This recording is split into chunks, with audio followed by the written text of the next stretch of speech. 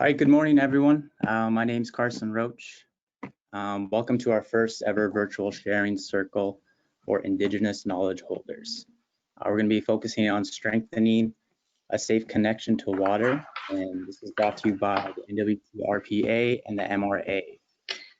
We have Rachel Couture from the RPA and Jess Van Overbeek from the MRA. They'll be moderating this entire virtual sharing conversation. And if you have any questions, you can put it in the chat box on the right there, and we'll be happy to answer them at the end. I'm just going to introduce myself quick. Nakale Hindu Gonezo. Nakale Hindu Zene Gonezo. Sezi Carson Roche Heredi Delane Gotseate. So good morning. Today's a great day. My name is Carson Roche and I'm from Delaney. As you can see, we have two knowledge holders here on the screen. We're missing Jeanette. She's just having troubles with her video. So she will be coming in just with audio only. So you'll hear her talk, but you won't be able to see her. So before we get started, I'd like to pass it on to Gerry here, and Gerry will give us an opening prayer. Uvlami Wangunzi. Good morning, folks. Let's say the Lord's Prayer together. Our Father, who art in heaven, hallowed be thy name. Thy kingdom come. Thy will be done on earth as it is in heaven. Give us this day our daily bread, and forgive us our trespasses, as we forgive those who trespass against us. And lead us not into temptation, but deliver us from evil. For thine is the kingdom, the power, and the glory, forever and ever. Amen. Good morning. Amen. I see, Gerry. Yes. All right, let's move on. So why are we here? So we're entering this season. The water is opening up. Everyone's going to be paddling, boating, and fishing derbies. And this is a great opportunity for us, Indigenous peoples of the NWT, to discuss and share information about water safety. So if you don't know this, the NWT, we have the highest boating fatalities in Canada. So we're hoping by sharing an Indigenous lens on how to stay safe on the water, we can find new ways to try and stay safe on the water. So instead of using these courses and all these westernized ways of being safe, we got some really good Indigenous knowledge holders here on our talk show, and they're going to share us their inputs on how to stay safe on the water and give us their experience. So let's go around the room and we'll all introduce ourselves. So let's start off with our elder, Gerry. Gerry, you can go first and introduce yourself. Thank you very much, Carson. Good morning, folks. My name is Gerry Kisoun. I'm of Inuuvik, Gwich'in, a little bit of Swedish background. I tell my hair is starting to get a little blonde by now. I'm out of Inuuvik, Northwest Territories, and I born and raised in the Mackenzie Delta many snows ago. And over the years, I did my schooling in that community of East 3, later on to become the town of Inuuvik. And from there, back in the early 1970s, I joined the RCMP, eventually serving in Alberta, serving in the Yukon, and eventually got home to serve my people in the Western Arctic. I retired from that position 23 years ago. And then I worked with Parks Canada, doing basically visitor services, and trying to make sure that the information that we're sharing with many people is as accurate as we can be for the Western Arctic unit and that I was working at, and where do I live up there. And during that time, I started up a tour company and worked running tours for a while, giving people boat rides in the Delta. I did a few dog team trips over the years out of Inuuvik into Herschel Island, on Rádeyı expeditions. I've done a lot of all my growing up years in the Mackenzie Delta, except for those number of years I was gone as a member of the RCMP. Some of my background right now, I enjoy our family. We've got 4 children, 5 grandchildren, 1 Greek grandchild. And that keeps me busy. Hola.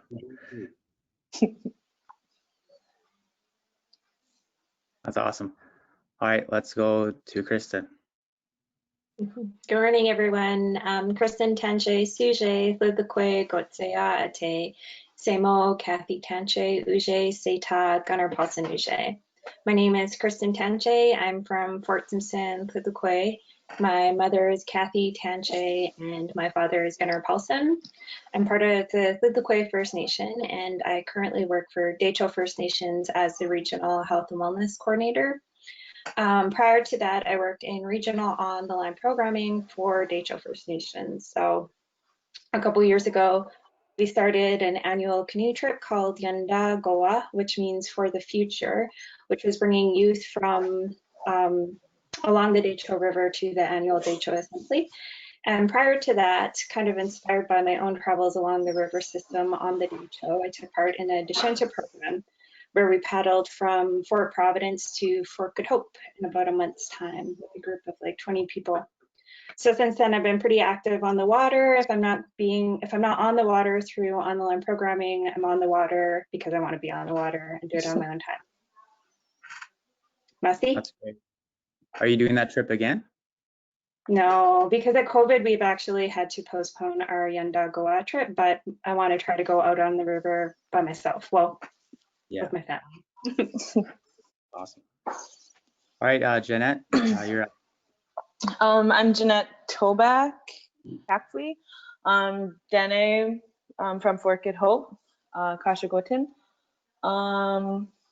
I like to practice my Dene traditions regularly. Currently, I'm working on 2 moose hides, and I have 2 children that I take care of alone.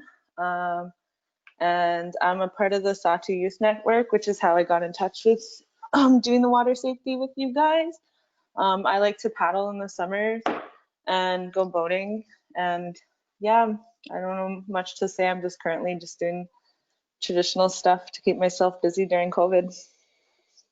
Yeah, Jeanette, I remember growing up in Delaney, we had to play Fort Good Hope in hockey, and you're always playing with the boys and beating up us on little Delaney kids.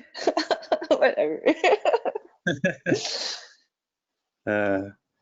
All right, so thank you all for the introductions. Let's move on to the questions. So our first question, this one, you can close your eyes if you want and think about a fond memory of your time in, on, or around the water. So think about, where were you? What was the weather like? What was the water like? What were you doing? Just a really good memory on the water, something that makes you smile. So we'll go back around the other way. So I'll start off with you, Jeanette. So a fond memory of being on the water was probably when the second phase of doing the canoe race, Canada 150 from Fort McPherson to Inuuvik was the second run from Newtslang to Inuuvik. Was probably the most beautiful time because the weather and was so beautiful with all the mountains and the old camp and racing with my past boyfriend. It was probably just the most epic time on the water, just because it was so beautiful, so calm, so much people. It was just so quiet when you're on the rip, when you're paddling. All you hear is just the water swishing and everyone just racing. And yeah, that's my most fond memory. It was so beautiful that day. Yeah, it sounds like a great time. All right, what about you, Kristen? Probably one of the first Yanda Goa trips that Dehcho First Nations did We were paddling with a group of about 11 or 12 people, all youth and elders and cultural knowledge holders from Fort Simpson to Wrigley. And we were just about to do the paddle into Wrigley. We were maybe like half an hour out, and I was texting. We were just within self-service, so I was able to text back to the community to tell them that we were going to be there soon. So you could feel the excitement among everybody that was like ready to like canoe into the community and have everybody there to greet them. You could feel the excitement in everybody. And so as we got closer and closer, the excitement is building. And then we come around this corner and you can see everybody that was at the Decho Assembly had come down to the riverbank in Wrigley to greet the group, and there was drumming happening on the shore, and an elder that was with us in one of the boats was drumming too. So it was a really powerful moment, and you could feel the excitement. You can see the pride in people's faces. People were crying when we landed. It was a really amazing and powerful moment. Yeah. Did you catch that on video? I feel like I've seen that. Yeah, I think some people were on the shoreline and they had their phones and they're taking videos. So. Yeah, it was a very powerful moment. I remember watching that and I was like, wow, such a long journey, and then to finish. Yeah. All right, Gerry, what's your fondest memory? You know, folks, one of the some of the earliest times I remember as a young boy growing up in the Delta was we were out on a spring hunt that usually happens from the middle of May till right about this time of year. Out in the Delta, we were at my great grandfather's camp, and my father and I paddling the lakes, the creeks, and the rivers, and having to pull a little 16-foot canoe over the ice. And we were doing our hunting and gathering for the whole spring. And it was one way of my father and my mother be able to trade the furs that we were getting that spring, especially the muskrats, for food and clothing for the children. I came from a family of 8, and that was just one of the ways of doing that. And I helped my dad do that for a while. And the big thing about that trip, Carson, is when my uncle showed up, I went back to feeding dogs and emptying the slop bucket. But I'll tell you what, out of that whole trip, I ended up with being one of the only kids in the Mackenzie Delta that had a pet bear. Wow. Bear, and my father says, "Who's going to feed that bear? Not you. Going to be eating 50 fish by September." So I gave it up. Yeah, good call. Good call. That's a lot of fishing. That's for sure. And that was some of my growing up in the Delta, and that's where I live right now. Yeah. That's awesome. Just a quick reminder for anyone who missed it. If you have any questions for any of our panelists, just please write it down. You can put it in the chat box and we'll get to it at the end. So our next question, this one's fairly important. We're all from different areas of the NWT, so we got different waterways. So why is water safety important to you and your community? So we'll start off with you, Gerry. Water safety is very important. We have a lot of water in the Mackenzie Delta where I live. The Mackenzie Delta, folks, is the second largest delta in North America. Number 1 being the Mississippi. I believe that the Mackenzie Delta is the largest freshwater delta that we have actually in the Northwest Territories.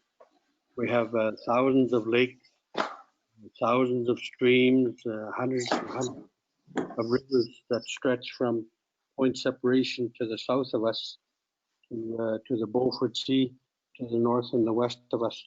I think that's in the area of 200 kilometers long. Yeah. So you would say knowing the waterways is a huge safety thing. Yes. So like knowing all the waterways, that's one important thing. It's very important. Yes, you have to, because if you're traveling in the Delta and you might not have something on you that's going to help you get from point A to point B, you should try to understand some of the landmarks that you might be able to find out there. And that's very important to know. And one thing that I've always used over the years is to the west of me is the Richardson Mountains, and to the east of me is the Caribou Hills. So I can happen to see those being out in the Good Delta. landmark. It's a landmark. I know I got a better idea where I'm at. Yeah, that's amazing. Safe. You got to be safe on the water. We have too much water up there. We have to be safe. Yeah. All right, Kristen, let's move it on to you. So why is water safety important to you and your community? Well, like many other communities in the Northwest Territories and the Detroit region, we're tied to the water system. So each of our communities in some way are connected to the Detroit River, the Mackenzie. So if we didn't practice water safety, our lives would be pretty disastrous. We go on the water to harvest, people still hunt. People go boating for recreational purposes. They go to just enjoy the water. Some might go canoeing. So it's really important that people in our region, especially in the summertime, but even in the wintertime, I think water safety over ice is really important too, with the ever increasing changing climate and the changing land, that being really mindful of what's going on under the ice is really important too, and how thin it is in places and how thick it might be. So Yeah, you got to know where the heavy currents are, and you got to be careful and mindful of that. mm-hmm. Right, Yeah. Jeanette. So you're on the Mackenzie River, right? Yeah. So what's water safety? Why is water safety important to you in your community? Well, I think it's important for a lot of us that live along the Mackenzie River and the Detroit because we use it as a source of transportation and a source for food. Like I know people constantly have their nets out, and I think it's important to be safe on the river because of past tragedies that happened, and I think that's what like kind of really keeps people like on top of when they travel on the water. Like they have to be like super careful because like the currents and being able to read the water, like the sandbars that could be coming up like anywhere. And like I think it's important that people know how to read sandbar, like where sandbars are under the water. Yeah. And yeah, just overall being safe on the river is really important to my community. You mentioned how dangerous it is. So I'll go back to you, Jeanette. So have you ever experienced a challenging situation on the river or on the water? And if you have, how did you overcome it? Well, so take me back way to when I was like 12. I went on this canoe trip with a bunch of boys, and I don't know why I was the only girl chosen to go, but it was a bunch of boys and I was the only girl, and we paddled from Fort Good Hope to Sigachik, and along the way, like it was good, but like I think once we got towards like Thunder River just by Arctic Red, the water changes so quick, and like so like the waves picked up and everything, so we had to like go to shore and get everybody to the shore safely, and get everybody packed or like set up to sleep there for the night. And so like the storm stayed for like a few days, so we ended up staying there for like 2 days, I think. And Did you have to and worry like about just no, we had spotter boats that just carried all the heavier stuff, and I don't think we had much for stuff in our canoes at the time. Like we just got boats to carry our stuff, and yeah, just being safe. And so we just stayed at the shore and camped for a couple nights, and then continued on our way instead of trying to risking it because the waves get pretty big on the Mackenzie. Yeah, I mean, you did the safe thing to set up camp for a couple of days instead of trying to risk it through the bad weather. Yeah, and there was like I think it was like I was the youngest, so it was 12, and the oldest was probably 16 or 17. So I'm pretty sure anyone that took all of us kids on the river didn't want to risk our safety as well. Yeah. All right, thank you for that story. Kristen, let's move on to you. Have you ever faced anything challenging on the water? And if so, how do you overcome it? I think every time I've gone on the water, I've faced a challenge. I don't go boating. I always seem to find myself on the water by canoe for like the past 3 years. Anytime I'm on the water, it's usually in a canoe. And so when you're canoeing, you're always going to face a challenge. It's never like just an easy route. And my biggest challenges have probably always been when we come up to the Mackenzie Mountains. So the weather changes quite drastically, like it can change really drastically as you go into the more mountainous areas, right? And so every single time I've gone near, started like the journey near the mountain range, something happens, the weather turns or whatever.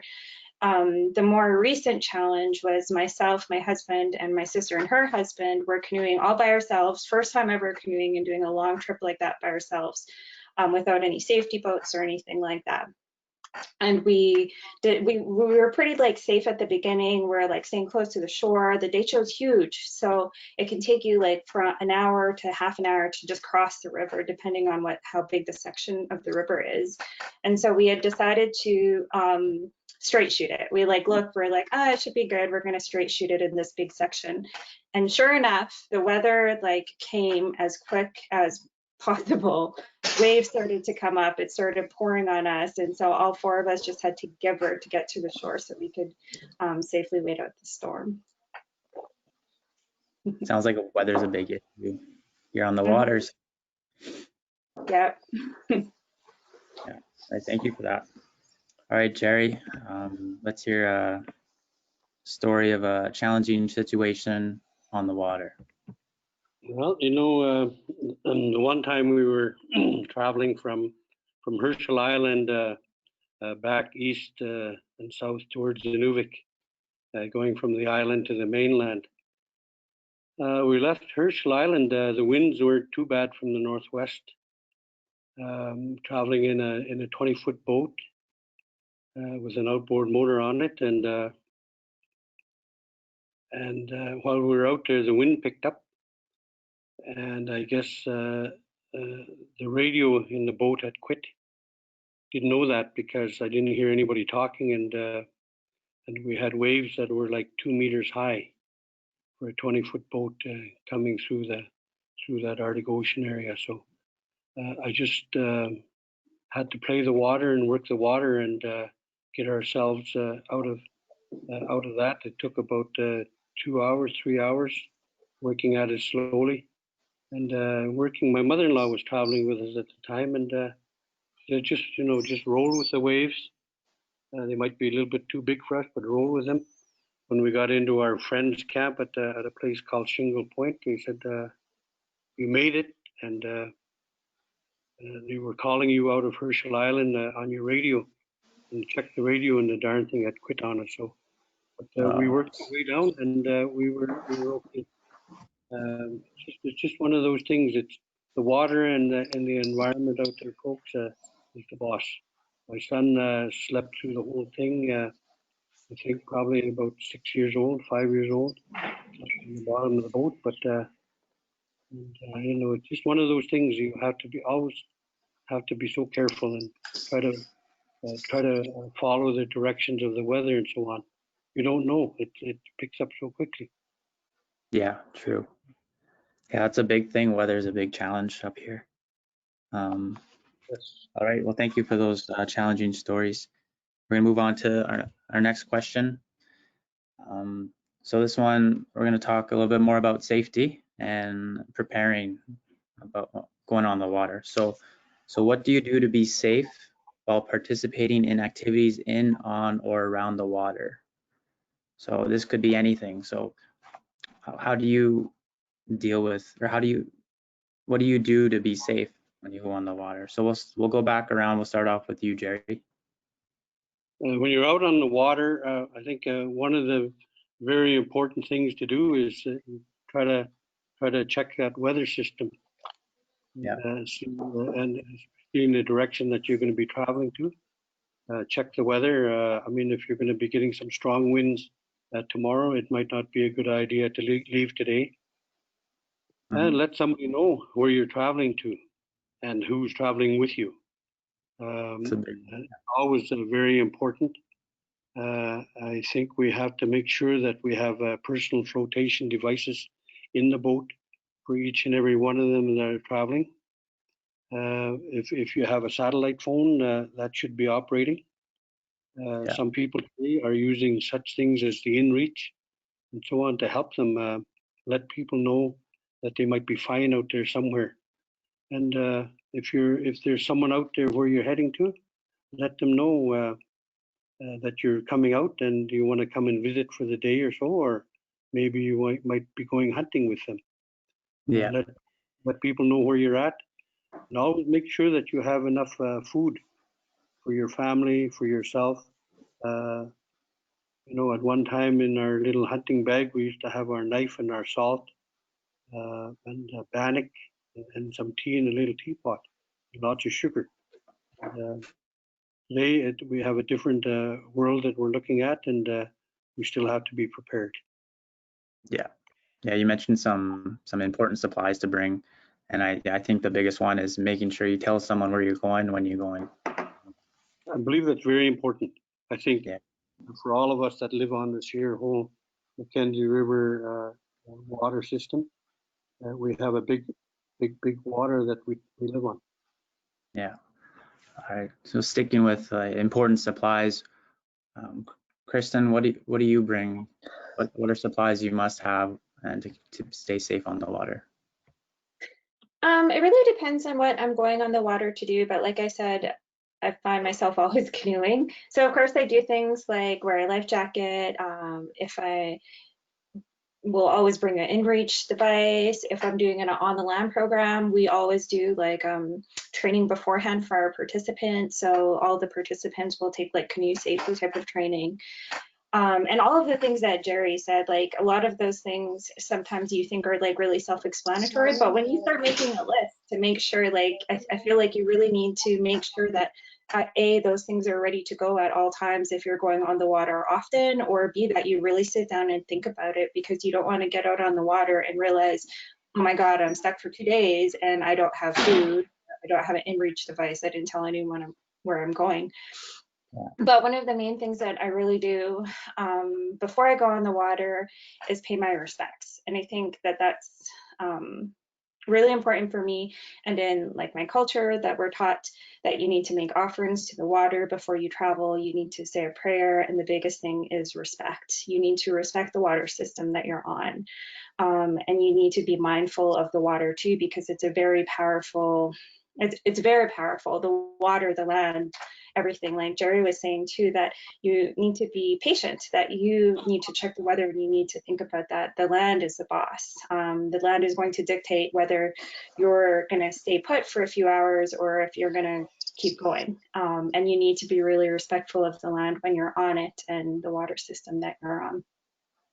Yeah. Oh, one more thing too. I also follow protocol. So in different areas, we have different ways of doing things. So if I'm going up into the Satu region, or even in your region, Gerry, I might ask somebody there, what are some protocols that you guys follow when it comes to water? Because I don't want to go into an area and not be respectful of how they do things. So. Yeah, it doesn't hurt to ask, and that's always safe. Mm-hmm. Yeah. Respecting the land's a big thing. I remember I was going fishing last summer, and I was the only one to respect the land out of all my friends, and I was the only one to catch 3 fish. So nice. So Jeanette, I know they've answered most of the questions. I don't know what supplies I bring, but if you can think of anything else differently, would you add anything on that? It would probably just be pack your supplies properly, like kind of make it waterproof just in case they get wet. They pretty much nailed everything essential, wearing life jackets, food, tents, satellite radio or InReach, and extra gas if you're on the boat. And yeah, just letting someone know where you're going and when you'll be back. Yeah. And I also really, I pay my respects to the water too whenever I go out. And I like what Kristen said about going into different territories. I know when you're boating from Fork and Hope to Sigachik, there's a point like that you cross where it's like getting onto Gwich'in land, so you pay your respect once you get past that. But yeah, they nailed everything, so that's all I could add was extra gas. Oh yeah, that's fine. So I'll stick with you, Jeanette. Pardon? What was that, Gerry? Make sure you have paddles. Oh yeah, obviously. Yep, totally. Extra paddle too. Yeah. Sure, No. yes. All right, sticking with you, Jeanette. So we're gonna talk about our ancestors. So how did your ancestors traditionally stay safe on the water? I was really thinking about this yesterday, and I was thinking about it for a while, and I know like doing the offering before you go is really important to ask for safe travel and smooth water to be safe on. And I was trying to think of like when like we were younger, like what we would do for younger kids, like when when everybody's busy at camp, like what do they do with the younger kids when they can't control them from running down to the water? And I know one thing they used to do is, I mean, it sounds wrong, but it's actually pretty smart, but like tie younger kids to the trees, like where they could only go a distance, like so they don't run to the banks and stuff, because the water is pretty swift. And I was trying to think of it, but I actually do remember my grandma saying that with my uncles when they're younger, like if they're a bit extra energy and stuff, I think that was important that they did that. I mean, it sounds crazy, but I think they used to make like little harnesses or something. But yeah. Yeah. But I know just offering was one of the important things that they do. I'm not sure what else traditionally. I was trying to get a hold of my grandma, but she's a tough woman to track down. Yeah, I know sometimes they do those traditional games like the skipping rope games or the pole push. So just trying to keep the kids busy, right? Yeah. All right, we'll move on to Kristen. So how did your ancestors traditionally stay safe on the water? I'm not 100% sure, but I really think that it goes all back to the respect, like I was talking about. Like I learned that those practices and teachings from elders and cultural knowledge holders. So I think that people would stay safe on the water by respect and by thinking about like the Dene laws and Dene values and principles. I think that they would have traveled with intent. Like I don't see people back in the day going on a leisurely like boat ride that they would have gone on the water systems for a very specific reason. They would have thought about it. They would have thought it through. They would have looked at the weather and really did things with intent and with respect and thought things through before they did it. I think that's how they traditionally would have done things, and they didn't have emergency systems back then, so they didn't have like a medic team or a button you could press on an inReach device if you were in some serious situation. If you got hurt, you had to deal with it yourself back then. So I think intent and respect. Yeah, so less recreational, less leisure, more of a purpose. Yeah, more about traveling and about living and staying alive and harvesting and food and yeah. Exactly, because without the water, you can't live, you can't hunt, you can't do all that. So let's move on to Gerry. I think we're all waiting for your answer on this one. You know, some of the background that our families come from, on my Inuuvik side, you know, my wife's grandfather used to travel with the kayak down on at the mouth of the Mackenzie River system on the east side, anyways. And I think it was all about teaching the ones ahead of you or coming behind you the proper way of operating that kayak and how to use a paddle. And because they used it was a hunting tool.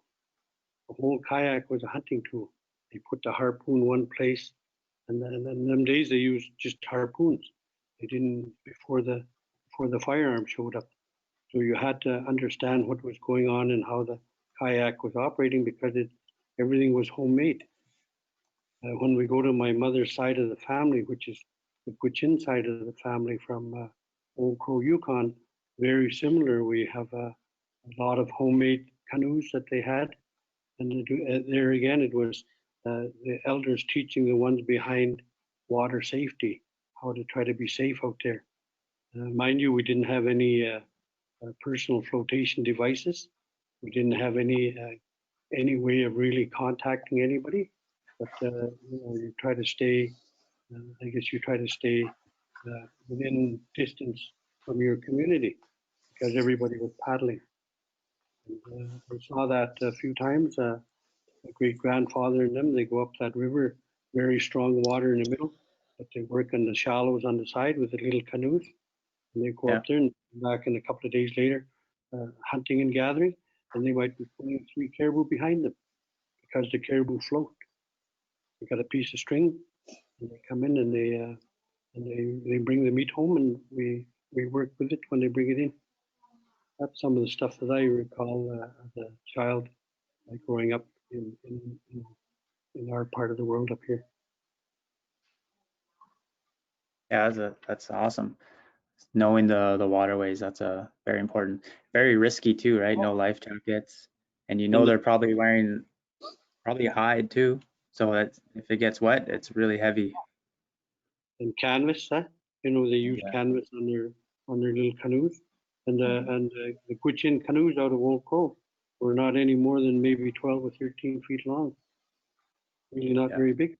All the willows that we have in our communities, they use that. It's all raw material from home that they use to make their traveling equipment. Yeah. Well, thank you for those traditional ways, all of you. We'll move on to the next question. So what do you think are the best practices for staying safe on the water? So how would you share these teachings? Who do you share them with? So just think about that for a minute, and we'll mix it up here. We'll start off with you, Kristen.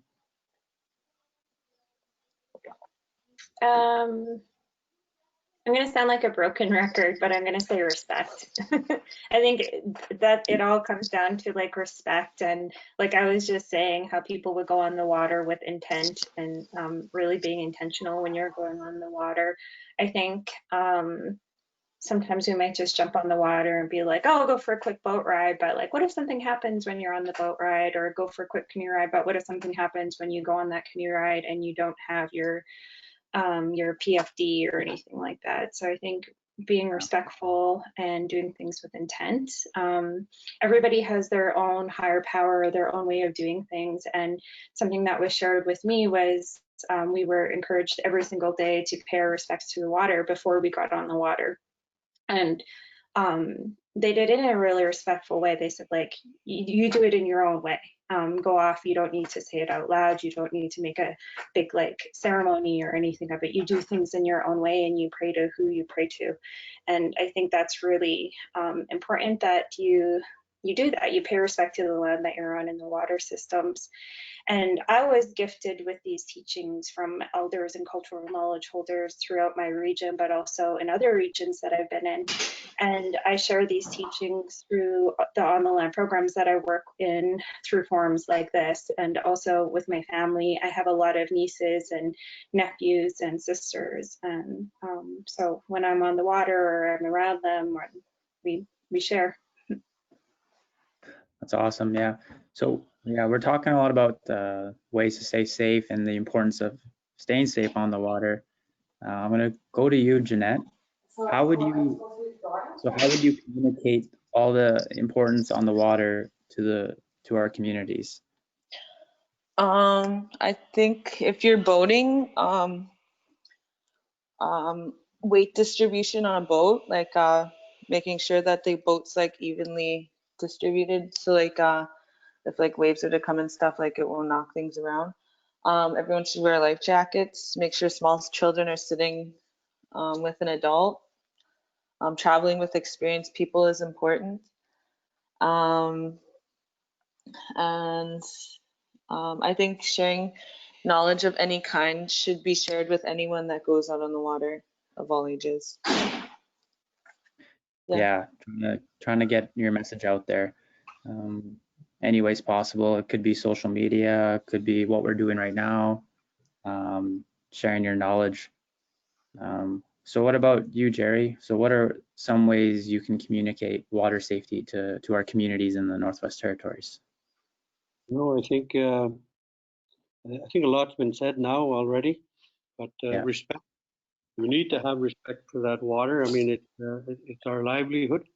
Let's respect it. And let's make sure that if we happen to be talking to maybe some of our elders that be along the riverside, because they're always there. They're always coming down to watch, and they always like to talk to some of the younger travelers and, travel to this river, but not this river because they might have stumps in the river or something. The water is going down a lot, especially in the Delta. I don't know how about Jeanette and Kristin up there, but we're losing a lot of water in the Delta, probably drying up a bit, but you have to have respect for that water, and you have to make sure that, try to make sure that each and everyone that's traveling in that boat is wearing a personal flotation device, and let people know where you're traveling to. I believe it's always very important.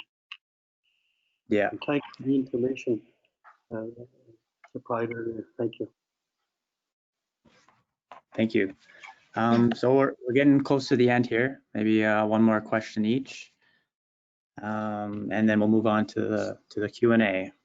So this one will go to you, Kristen. So how can we balance the mandatory adherence to safety certifications and our traditional ways of being safe on the water? Those safety certifications you mentioned earlier, the PCOC and all those certifications. So that, and trying to balance those with the traditional ways of being safe on the water. Well, it's a necessity. Like the clichés say, be strong like two people, right? We need to be able to do programs or be in the water in a safe way. And especially with like on the land programming, you need to adhere to like insurance requirements and organizational requirements, right? So they're really important. And I like to think about building capacity of our people. We have tons of elders and cultural knowledge holders who have the knowledge of like our traditional ways of being on the water, and building their capacity to be able to lead those certification processes so that our own people are doing the canoe safety training, they're doing all of those certification type of things and helping put the two together. Essentially, I think that that's a really great way to start doing things. So we have started to try to do that with our canoeing programs, and by building the capacity of some of the people that do our canoeing programs, or accessing people in our region who know how to deliver certain types of things like that. And I think that's a really good way to balance both ways, that you have to adhere to some of those safety certifications. And I think it's really important to remember that you can do that, but while also maintaining your traditional Dene values and respecting your principles and all of those amazing things. Yeah, it's kind of tough, and some communities are so isolated, it's hard to get those certifications up there. But on the other hand, they're very knowledgeable on the traditional ways of staying safe on the water. So it's kind of hard to get that balance. But if we can all somehow get it both together and balance both ways, I think that would be great in some communities. Because I'm sure some communities in the north want more traditional ways of staying safe and just less certifications, because you can have all the certifications you want, but you put yourself on the Mackenzie River with no knowledge holders, it might be a little dangerous. Where you need their knowledge. You can't go on the water without without an elder or cultural knowledge holder. Like I was blessed to be shown certain spots and stuff where the river might be the best or the river might be the dangerous. And you bring in just like a person with canoeing certification, yeah, they're probably going to be able to make it through that, but I don't know, I'm probably going to follow the guy who's been on the river 100 times over the guy who has a canoeing certification. Yeah. All right, Gerry, what about you? Where do you sit on this question? No, I know that I see there we have, wilderness first aid and so on. We're going to be out there, and a lot of times we've got our families with us. We have to have an idea of what's going on. We have to have an understanding that even if we're able to contact somebody in the larger center where we're at, it might take a day or so just to get somebody out, medical help. We should try to make sure that somebody understands the water that we're traveling to, and understand some of the other things that are going on out there. And like Kristin says, it's always good to share that knowledge and listen to what the elders are telling you. They've been there already, and why not use that knowledge? For us, trying to learn the Mackenzie Delta, I didn't learn that big Mackenzie Delta out there by myself. My father taught me. Before him was his grandfather, and we traveled that Delta. I was traveling that Delta as a 12-year-old trying to hunt muskrats, in the spring of the year like this. I was traveling that Delta with my dog team as a 12-year-old going to visit my relatives. And that's how I learned that land. And nowadays I help my son and nephews and so on to travel that water. And in your community, like Kristin was just saying, that who's got some knowledge of what's going on out there. We know that in our community too. We work with them. You have to. Yeah. Listen to your elders. Listen to the elders. Listen to the elders and share their knowledge as well. Yeah. I mean, that's all I heard growing up, was listen to the elders. And I'm sure it was the same for you, Gerry. When you were a child, is that all you heard, was listen to your elders? Well, listen to the elders, and after a while, a lot of us we went hunting and that with our cousins. Everything was our cousins. We went hunting with our cousins, or we went hunting with our uncles. As long as they didn't push us around too much, because some of them uncles, they push everybody around. God. All right, thank you for that. Jeanette, do you want to add anything on that topic there? They covered up everything that I would have said. I think can I just jump right to A? Like, any ideas how to work them together? Yeah.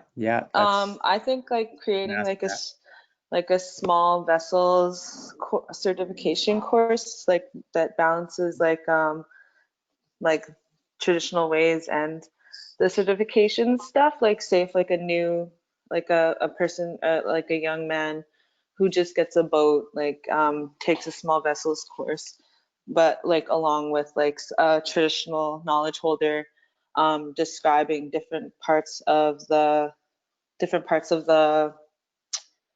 the river that they're going to be going on that they know would be dangerous and stuff, just to be kind of help them with their experience that they're going to be boating a lot more when they just got their boat and stuff. That's something I was just thinking. Yeah, you guys covered it all. It's pretty good stuff that I totally agree with. Yeah, thank you for that. So we stick with you, Jeanette. Our last question here. You can answer it. Take your time. And Kristen and Gerry, if you want to add anything after, just let me know. So our last question here. So what do you see posted around your community about water safety? I think the GNWT had posters around last year that are still up in the stores about what to do when you're in water safety, kind of reminding life jackets, extra gas, and your satellite phones, and those little travel slips that they put in a little envelope to fill out, and you give it to the ANR officer, where you're going, when you'll be back, kind of thing. But Yeah. I don't see much for too much bulletins besides those posters at the store and the airport. So you would like to see more in your community about water safety? Yeah. All right, Kristen, anything in Simpson? Really similar to Jeanette. Like I see like posters and like all stuff from the GNWT, like use your PFD and all of that sort of stuff. Or maybe sometimes there might be like campaigns that the GNWT does again that gives out personal flotation devices. But you know what would be cool is like something coming from Indigenous governments and Indigenous people being like, this is how we are safe on the water. Respect. Yeah, have their own poster. That'd Yeah. be, I don't know, because I see the GNWT stuff like all the time, and it'd be nice to see, like we were just talking about how we balance the two ways. Well, we need to give more, I guess, more ways for our way to really come through and to really be at the forefront and to remember all those teachings. Yeah, I 100% agree with that. We should get more messages out there on traditional ways. Could be anything, like maybe a Facebook group or put more posters out by the river, like even just before the dock there, or who knows. Gerry, you got any input on this? You know, we have, I've noticed around the community, we have those posters, wear your life jacket. I think we have it in some of the languages from the Delta area. In Inuuvik, we have it in the Quechin language and English and French. I believe that's what I've seen there. And I think once in a while we talk about water safety. And I know here that our hand claim group is lending out the spot to those that are, you know, from the hunters and trappers, lending out the spot. If you're traveling, come on to the office and learn how to use the spot, and we'll know where you're at out there. That's another one we're using. And I believe that we had some of them, I know the last couple of years, are starting to, more personal flotation devices are starting to show up, and they're lending them out. So I think it'd be a good idea if we did a lot of continue with the education that we're trying to do right now. And complete. This is a good start, and I hope it expands from here. Expand from here, just from what you're doing now, Carson, you guys. Yeah, this is a great way to spread knowledge. Yeah, I think the ladies got a lot of that information already. Great, thank you. Not sure what else I could say right now. No, that's everything. We're done with your questions or our questions. So now we're gonna take it to the public. So we're gonna ask a couple questions here. I think we only have one or two, but I'll just ask it, and then anyone on the floor can take it. So if you want to answer it, just jump right in. So we got a question from Ghislaine. Sorry if I pronounced that wrong. So if we go to a place that we don't know, Kristen said to ask questions to locals. Who will be the best person to ask in the community? Like someone willing to share and guide us. Maybe Kristen, you can answer that. I think it would depend where you're going, right? Like, I don't know how they do it up in Gerry's area or like in Jeanette's area, but like here, we have visitor information centers, or if you're from the Northwest Territories and coming here and you have like a community contact, you should talk to people that you know from the community or from the region and ask them questions. A lot of people are super open to like talking about some of the things that you should be mindful of, as long as you ask in a really respectful way. Like, don't go up to someone and be like, hey, do you know the best place to camp? You know, be nice about it. You could call like a band office. Like, I know if you call Inuuvik First Nation or like even Dehcho First Nations and maybe ask for me, or ask like people. Don't just come into the region and come on our land and like talk to people. Just don't be shy.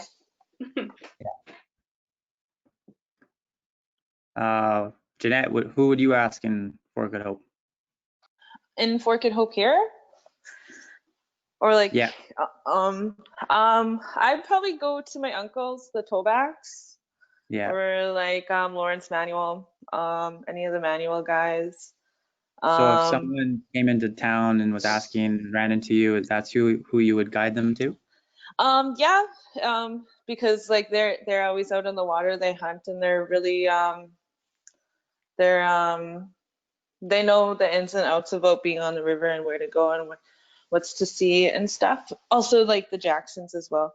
But yeah, like Kristen said, just like it doesn't hurt to ask, but like be respectful when you do. Yeah, I think most communities are the same. They're very open to sharing their knowledge, and if you just ask, I'm sure someone will point you in the right direction. And that's the same for every community. I know in Delaney, first guy you run into, they'll tell you who to go to, and there you go. All right, another question here from the listeners. So what can we give as an offering besides tobacco? Anyone? Bannock. Just kidding. I don't know, I think maybe just like food. Everyone loves food. Maybe a little bit of what you have from your territory or like from who you are. That's my only other thing would be, or else traditional medicine. Yeah, those are good answers. Gerry, you do any, or I guess Kristen, you've been talking a lot about the paying respects to the land. Do you do anything else? Do anything other than tobacco? Good prayers. But I've also heard things like Jeanette was saying, something that's on you, or something of value to you that you could put out on the land. And again, it comes back to what you believe in, what sort of offerings you think you should give. You have your own relationship with the land, and you have your own spiritual relationship. So what do you think you should get to the land? Or what's the protocol in the area you're in? In my area, we might put tobacco down every single time, and usually we just make sure we have tobacco every single time we go on the water, but it could be different for other people. Yeah. And over in our area, Carson, we have one area there that's northwest of our community, and that area, when we travel through there, some might say just a small little prayer, asking for safe guidance on the water. Some might give just a touch of some valuables, maybe a coin, to the water. And we're asking for safe travels while we're on the water for the duration of the time that we're out there. And that's some of the things that I've seen in our part of the world. I've never traveled the waters too much in my mother's lands in the Yukon and so, but she's very similar to all the First Nations. Tobacco was very important. And, tobacco would be given That's good. All right, Gerry, this one's from Kyla. So what are some educational messaging we can use to educate communities on water safety? One of the things that we have to continue to use is our radio waves. When I was a child growing up in the Mackenzie Delta, we had CBC radio. Nowadays, we have other FM stations coming in. Let's use that to get that message out. We have to educate the people in regards to water safety. We have to use social media like we're using right now. Yeah. Social media, I believe, is very important. And use the newspapers. I think we got to get out there and be able to have it in print as well. And when we're talking water safety, why don't we say things like naison, nezwahate, and so on?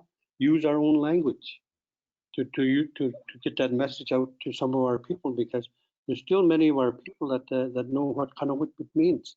You know, how are you? Mm-hmm. Not everybody understands sometimes the English language, so let's use our language as much as we can as well. A lot of the people like to hear that when we say, like I said earlier on, Uvlami. A lot of the elders like to hear that, somebody say that, a young person. And Yeah. it shows respect to the elders too, especially. So let's get that message out in some of the best ways that we can in our communities. Yeah, that's a great answer, Gerry. Thank you. All right, couple more questions. We got two more here, and then we'll wrap it up. So this one. So can anyone speak to paying respect to water protocols in Yellowknife?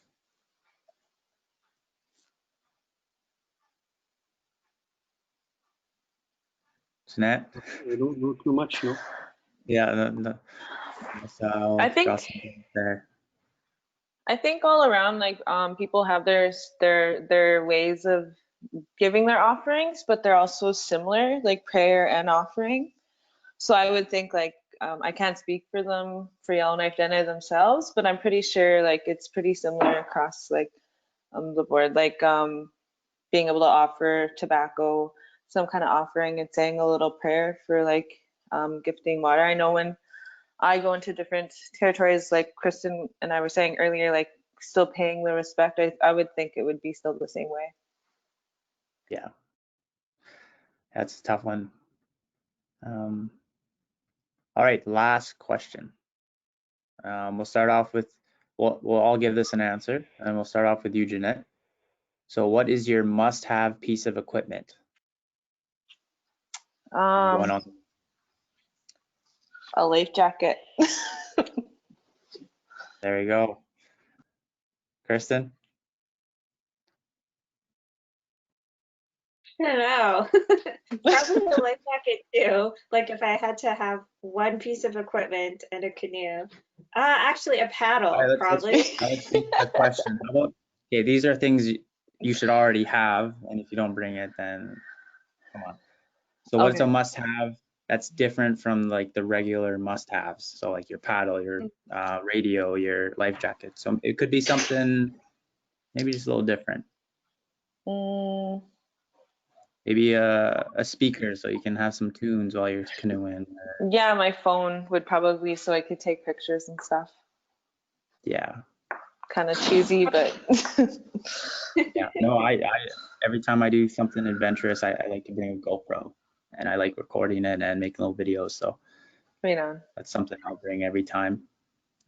Kristen? Probably like tobacco or something to offer would be my like must have. But to me, that's kind of like an essential piece. Like that's part of the package. You just gotta bring that stuff with you. It's like a paddle. So actually, probably a phone too. Because like, what are you gonna do when you get to point B? I don't Yeah. know. What about a snack? Like it could be some Spits or Probably certain kind like, of chocolate bar. okay. I got candy or like pop or chips, like after like a couple days of paddling or even after a day is like the best treat for me. So like if I'm doing a hard paddle and I'm able to keep like a pop cold and to be able to enjoy it after a really hot day, that's a really nice thing. Yeah, mine would be dry meat. I was thinking that too. And what I take along, folks, a lot of times I take bannock with me. Put a little bit of extra in that bannock, maybe a little bit of raisins in there, you know. That's that extra energy you might need in a couple of days from now.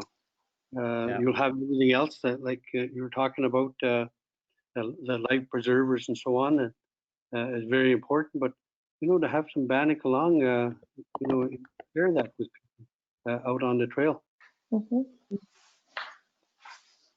That's very important. Yeah, exactly. All right. I think we're wrapping it up now. We've just gone over an hour. So on behalf of the NWTRPA and the MRA, I'd just like to thank everyone who listened and listened to this virtual sharing circle. I'd like to thank Gerry, Kristen, and Jeanette. That was a wonderful conversation. And I hope you all learned some ways, some traditional ways of staying safe on the water. So here we go. We got a sharing screen, a wheel of names. These are all the participants' names. We're gonna spin the wheel and then we're gonna. So are we giving away 3 prizes, or is this one person getting the floater suit and the life jacket? I don't know. Rachel. Oh, Rachel's here. We'll be giving away a floater suit and a life jacket. So we'll spin the wheel twice, but the same person can't win twice. Sorry.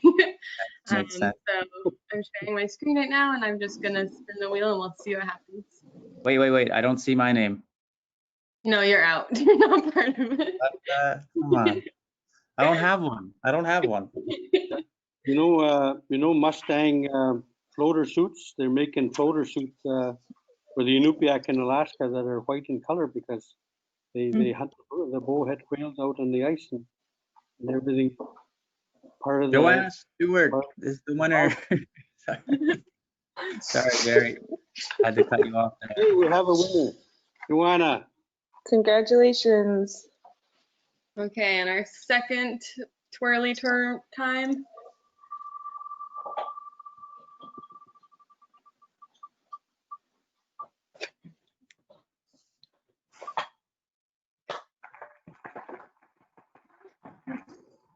Kristin Toback.